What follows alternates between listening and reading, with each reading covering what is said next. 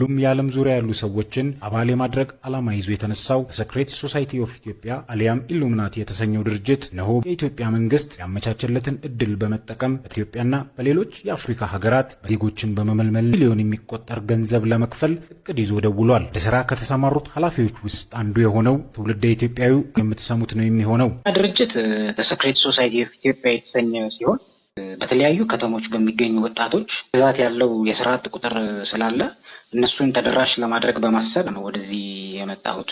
ለምሳሌ እኔ የተወለድኩት እዚሁ ኢትዮጵያ ውስጥ ነው። ነገር ግን በድህነቴ ምክንያት የፈለግኩትን ነገር ማድረግ አልቻልኩም ነበር።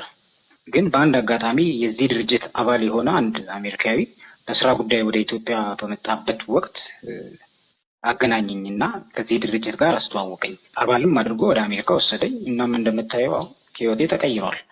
አሁን እኔ የዚህ ድርጅት የምስራቅ አፍሪካ ቅርንጫፍ ዋና አስተባባሪ ነኝ። በዚህ ሰዓት እኔ የፈለግኩትን ነገር ከማድረግ የሚያግደኝ ምንም አይነት ነገር የለም። ለምሳሌውን ነገር ማድረግ የሚችልበትን የኢኮኖሚ አቅም ሊኖረው ይገባል። የእኛ ድርጅት ደግሞ ለአባላቶቹ የፈለጉትን ነገር ማድረግ የሚችሉበትን አቅም ይፈጥራል።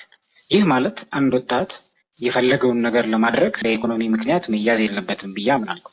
ኢትዮጵያን ካደጉት ሀገራት ደረጃ ለማስተላለፍ በማሰብ ነው ኃላፊነትን ከዓለም አቀፉ ማህበረሰብ ተቀብዬ ለመስራት እዚህ የመጣሁት። እናም አሁን ላይ በሁሉም የማህበራዊ ድረገጾች ላይ በስፋት እንገኛለን። ኢትዮጵያ ውስጥ ብዙ ስራ አጥ ዜጎችና ብዙ ወጣቶች እንዳሉ ግልጽ ነው።